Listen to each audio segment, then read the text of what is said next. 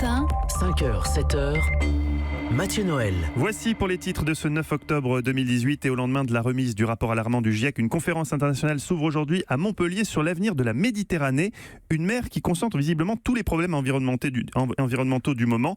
Le bassin méditerranéen est en effet en première ligne face au réchauffement climatique. Robert Votard, bonjour. Bonjour. Vous êtes climatologue, directeur de recherche au CNRS et à l'Institut Pierre-Simon Laplace dans les Yvelines.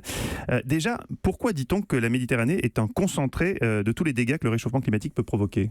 Alors il y a quelques régions sur la Terre comme ça, l'Arctique, d'autres régions, mais la Méditerranée en fait partie.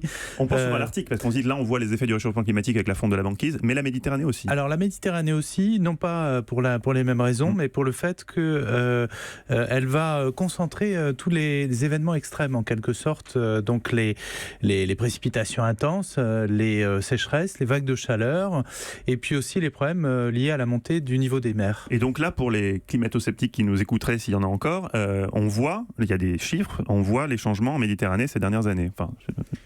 Alors oui, il y a des chiffres très clairs, en particulièrement en Méditerranée. Je pense notamment à l'augmentation des pluies extrêmes.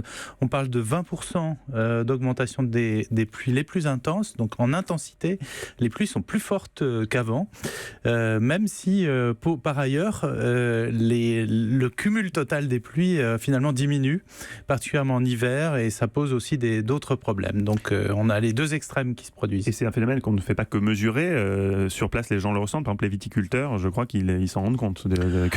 Alors bon, il y a l'exemple de la grande vague de chaleur de 2017 qui était en fait sur les régions méditerranéennes plus forte que celle de 2003 et qui a engendré une sécheresse terrible dont les premières victimes, je dirais, c'est l'économie locale, c'est l'agriculture, c'est la viticulture, particulièrement dans le Languedoc. J'ai pu discuter avec quelques viticulteurs qui avaient perdu une grande partie de leur récolte. Alors tous ces phénomènes, inondations, tempêtes, montée des eaux, sécheresse, ça c'est le constat, mais ils sont encore évitables ou on est condamné à s'adapter maintenant ?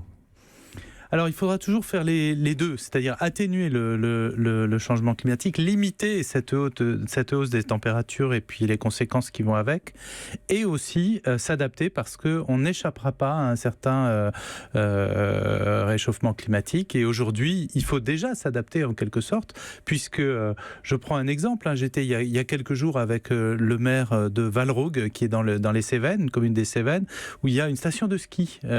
Et cette station de ski, finalement, elle avait l'habitude d'avoir de la neige l'hiver, mais elle n'en a plus. Donc cette commune est obligée de s'adapter à cette nouvelle situation et ça peut paraître un petit peu anecdotique, mais pas du tout. Il y a des emplois en jeu, il y a un certain nombre de choses en jeu. Eva Rock ? Est-ce que la faune et la flore vont subir des mutations avec tous ces changements climatiques ?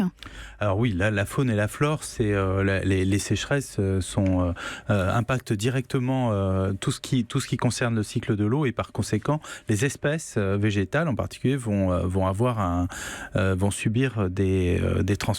s'adapter à subir des transformations. Oui, et est-ce que sur la faune, on peut voir des espèces menacées à cause de ces changements climatiques ? Alors la faune, oui. Alors on a en particulier dans la mer, on a un certain nombre d'espèces. Alors bon, peut-être un peu plus loin aussi que la Méditerranée, mais dans les régions tropicales, on a les récifs coralliens qui sont très fortement menacés, y compris à 1,5 degré et à 2 degrés encore plus. Donc sur les régions méditerranéennes, c'est tout un ensemble aussi d'écosystèmes qui sont menacés de la même façon. Le rapport du GIEC paru hier est assez alarmiste. Pour finir, est-ce qu'il y a quand même une source d'espoir ? Est-ce que vous pensez si on voulait finir par une touche d'espoir, qu'est-ce que vous diriez ? Alors moi, l'espoir, il vient de la transformation. Donc, si on veut arrêter ce mécanisme, ce phénomène, on a des très grandes transformations à réaliser dans tous les secteurs. C'est un petit peu comme si on était un peu drogué au carbone fossile, au pétrole, au gaz, etc. Il faut se sevrer. Voilà, il faut se sevrer. Et dans tout sevrage, il y a des bons et des mauvais aspects, mais il y a aussi des bons. Quand on arrête de fumer, on peut retrouver l'odorat, la santé, un certain nombre de choses. Donc là, c'est vraiment la santé. On a besoin de cette santé pour la planète. Merci Robert Votard. On note ce sourire de fin qui nous laisse un peu optimiste quand même. Merci d'avoir été avec nous ce matin. On rappelle que vous êtes directeur de recherche au CNRS.